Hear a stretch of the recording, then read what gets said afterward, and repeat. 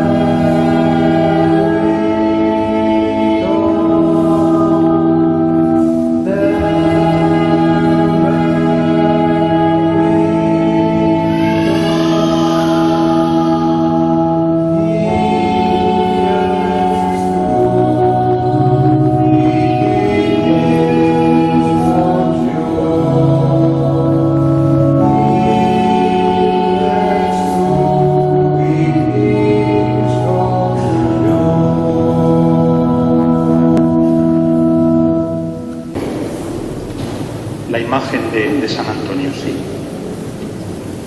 No pesa mucho, aunque lo parezca, pero no pesa mucho.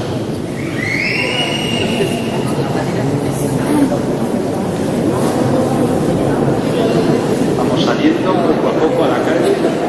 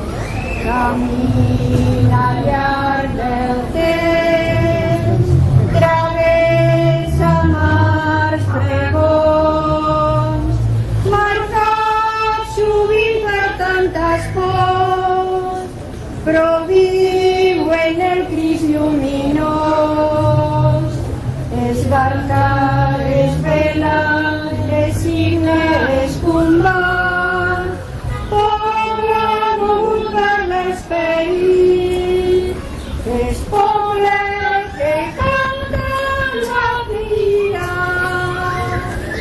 Poble de Déu, poden marxar. La palabra tiene fuerza cuando va acompañada de las obras. Por esto el Señor nos reprende, como reprendió aquella higuera en la que no halló fruto, sino tan solo hojas.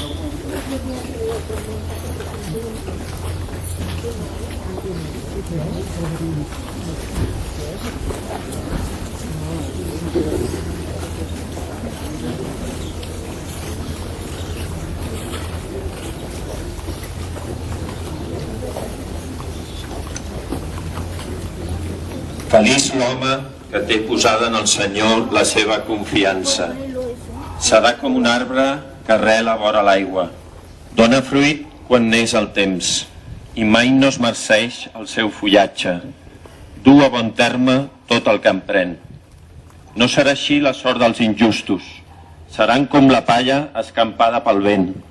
El Senyor empara els camins dels justos i els dels culpables acaben malament.